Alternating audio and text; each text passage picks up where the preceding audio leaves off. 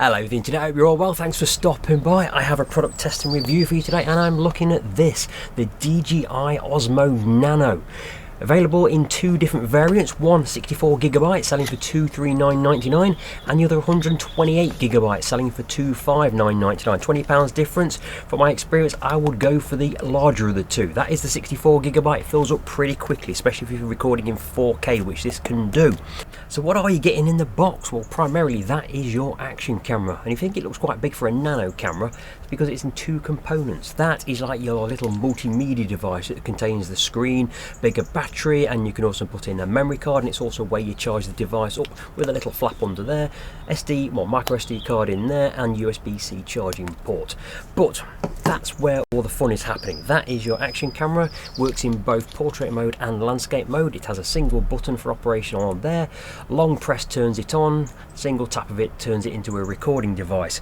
It can record in 4K, 2K and 1080, both in widescreen 16:9 and 4:3 ratios, and it can record anything up to 60 frames per second in your standard recordings, except for 4K 4:3 when it'll only go up to 50 frames per second. Okay, let's have a look at what we can do with this thing. I've mounted it on the back of the car using a proper car mount. I really wouldn't recommend using the sucker that comes in the standard kit, it will fall off with the first bounce. But it looks pretty smooth. This is in rock steady mode and it's up to you to get really creative where you place it on your car. Plus, with the added benefit of the remote monitor, you can make sure you're still in shot, and for that matter that the camera is still attached to the car. This is now into 60 frames per second. I'm going to show you two different versions. One is horizon balance. This is the one that's keeping the horizon absolutely dead level. And then there's rock steady mode that should keep your footage smooth even on the bumpiest of British B-road. Sometimes it's difficult to tell the two modes apart. This is rock steady on a selfie stick, and then this is the horizon balance on a selfie stick. I had to check the video info in the edit to make sure I got these the right way round. No mistake in this one though, this is without any kind of stabilization, and then this is with the horizon balance activated. It's a massive difference, I'm sure you'll agree. And then this is rock steady mode. All of the modes I've showed you so far have been in standard de-warp mode, but this is in widescreen format, and then we move up to the ultra widescreen format. It doesn't seem to make much difference in this video, but it does allow you to get closer to your subject and fit more in. But how much can you push the image stabilization? Can it deal with the absolute maelstrom of a border collie at full tilt chasing a tennis ball across a wide park? What do you think? Do you think it'll cope alright? Let's have a look. Maybe not. Never mind. But you know what? That's actually not as horrific as I was expecting, so you know what? It's done alright there. So this is what the DJI Osmo Nano's microphone sounds like. No external microphone plugged in or connected by Bluetooth. This is what it sounds like travelling at 70 miles per hour in an EV vehicle on a dual carriageway. What do I think of the DJI Osmo Nano? Well, I really want to love this product, truly I do. As soon as I heard about it, I thought that is the product for me. I was waiting for this year's GoPro Hero, but they just haven't done one this year. But when I saw this, I thought, this is perfect. I might not do many action sports anymore, but the things I can do with the dog on the racing simulator there, even when I finally get to go do a bit of karting from time to time, I can really make use of this. And as a personal wearable device, it's spot on. It's so lightweight, so versatile, so many things we can do with this.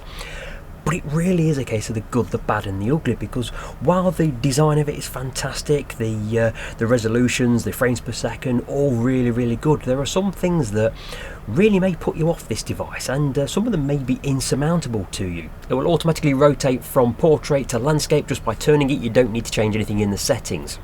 You can use it on its own, independent of the multimedia device, or you can snap it onto the top of there and open up a whole new world of options. You can also control it from the DJI app on your iPhone or Android devices. Both of the components have their own power on and shutter release buttons, although they are customizable to assign different functions to them. A long press will turn it on and a short press will start recording the video. The two components are very firmly held together, they're not going anywhere at all. When you want to release them, press the two buttons on either side and it lifts off. You can also turn it around and it will fit on like there as a selfie camera. You can also then take these apart and it'll work independently. So I can hold onto the screen, put that over there, and it's working perfectly independently. As well as the camera and the multimedia attachment, the standard combo does come with a few added extras. You get the USB-C charging cable, you also get a mount, which is the magnetic mount underneath there, and a standard tripod adapter there. You also get a suction mount, which screws onto the bottom of there quite nicely, so you can use it as a tripod or mount it onto a glass window or to your car. If you were going to use it on a car, to be honest, I wouldn't trust that too far. I wouldn't want to go driving too fast with that stuck to my car with an expensive camera. And you also get a magnetic lanyard. I mean, this is quite useful actually. At first I wasn't too sure how well that would work, but you stuff that down the inside of your t-shirt like that, you take the camera off of the mount, and then you can mount it just like that, both in portrait mode and in landscape mode. I think that works quite well. The image stabilization is really good. You've got the rock steady and the horizon balancing mode, both of which work really well, I found. The charging times are pretty good, but the battery does discharge extremely quickly, and it does depend on what settings you've got. If you're on a 1080, it will last really quite well, but if you go up to 4K, it's really going to drain down on you very quickly. Although you get a good range of accessories that come with the DJI Nano, I think a few are missing. While this suction mount with the tripod head is really very useful, I'm going to use that one, it doesn't have a traditional three-pronged action mount. You have to buy that separately, and that's quite expensive. All of the accessories for this are quite expensive. In fact, there's an Amazon delivery winging its way through to me because I've purchased the headband with the clip on, just because I'm going to use it as a point of view action camera for when I'm doing sim racing. I think that's going to be really good, but it cost me about £25, that did, and that's a lot of money for a piece of fabric, stretchy fabric, to go around my head, and what is in effect just that little mount there. But they're quite expensive, these accessories are. Another bad thing is that it can't be used as a UVC device. You can't connect it by USB to your desktop or laptop and use it as a webcam or streaming camera. It just doesn't allow it. Most of the other DJI cameras, when you plug it into the USB port, it will come with an option to either be a file transfer device or to be able to record or stream live footage. Doesn't give the option on this one. I think that's a bit of a missed opportunity. Now maybe it's something that can be addressed in an over-the-air firmware update. It's already had at least one firmware update since I've had it over the last few days, so maybe that's something that can be addressed, but I think that's a great missed opportunity. I don't like the fact that you can only record to the internal memory card. So the 64GB that I've got, or the 128GB if you go for the £20 extra upgrade, it will only record direct to that. Even if you put a 1TB microSD card into the multimedia section, it will not record direct to it. It's only to be used as a transfer device, and I don't understand why that would be. I mean, maybe it's something that could be addressed in a future firmware update, but I don't understand why it's not like that as standard. While I like the fact that you don't have to press a button to change from landscape to portrait mode, you just have to rotate the camera, I think that's really good. It would be nice if you didn't need to rotate the camera at all to change from portrait to landscape. The reason I say that is because most of these mounts are all in landscape function, but if you want to record in portrait mode for your Instagrams and your YouTube shorts, you can't do that with these mounts. You've got to find some other method of doing it. So like the one I put on my baseball cap, or the headband that I've got coming, it can only record in landscape mode, not in portrait mode. And then we get to the ugly. This thing has a fault which really is show-stopping, literally show-stopping. It's how hot the device gets when it's recording in 4K. It's currently recording in 4K at 30 frames per second, and I can already feel it starting to warm up. It's been recording for 2 minutes, and the temperature is already warming up in my fingers. I was playing a racing game, F1 24 on my sim rig last night, and I was doing some fastest laps. And I set my fastest lap around the Monaco Grand Prix circuit, and I was buzzing. And I was wearing this on my baseball cap, on here with the clip-on thing just here. Recorded absolutely everything, spot on. I was elated. Came to look at the footage, and it stopped recording. And on the multimedia screen, it said, "Device has got too hot. Recording has stopped." I thought that's not ideal. So today I've been doing some experiments. I've just basically left it recording all day, not actually recording anything, just staring out into the abyss, recording nothing. In 1080, didn't get any issues, but when I went up to 4K, both in 30 frames per second and 60 frames per second, it overheats. I've been using a thermal imaging sensor, and when you first turn it on, it's into the mid and high 30 degrees. That's its standard operating temperature when it's doing nothing.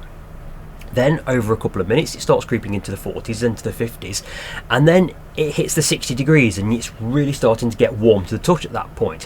When it got to 69 degrees, it took 45 minutes to get to that, but when it got to 69 degrees, it shuts itself down. It can't handle these temperatures when it's running at 4K. So if you're going to be doing an action event where you're just going to put the camera onto your lanyard, onto a mount somewhere, press record and off you go, you run the risk of it missing the action that you're doing. If you're doing something 5-10 minutes, fine, it's perfectly fine. But if you're going to be doing something that you're expecting it to record for an hour and capture the entire hour-long event, it's going to have turned itself off long before you get to the end, and that is not ideal. And I can feel it getting hotter and hotter in my fingers as I'm talking to you now. That could be a show-stopping thing for you. So what's my conclusion on the DJI Osmo Nano? Well, I really do like the product. It's got a great little design to it, but I think there's a few missed opportunities here. It really does feel like it's a first attempt at a wearable action camera by DJI, and I think in future iterations it's going to really nail it. But at the moment, I think they're still learning. I think there's still things that they could do. Some of the things will be addressed in their firmware update, I'm sure, but a lot of the things I don't think they'll be able to address very easily. If you're planning on using 1080 and 30 frames per second, maybe 60 frames per second, I think you're going to get a lot of joy out of this. But if you're going to be using 4K and for extended periods of time, you're going to encounter a lot of problems, I think. For me, I think it's still going to be the ideal camera for what I want it to be. I'm going to be able to mount it on the dog. I'm sure she'll be over the moon by that. And I'm going to mount it on either on my baseball cap or by the headband, so I can use my POV on the simulator over there. It's going to be able to do what I want it to be. I wanted a lightweight camera, so for me, it's spot on. I'd say for me, I'd give it 4 stars out of 5, but for you, if you're looking for an action cam that wants to be 4K resolution, 60 frames per second, I would consider looking elsewhere at the moment. Hope you found this video useful. If you have, do consider a like, comment and subscribe, and I shall see you on the next video. Take it easy. And just after I said that, it turned itself off because it's overheated.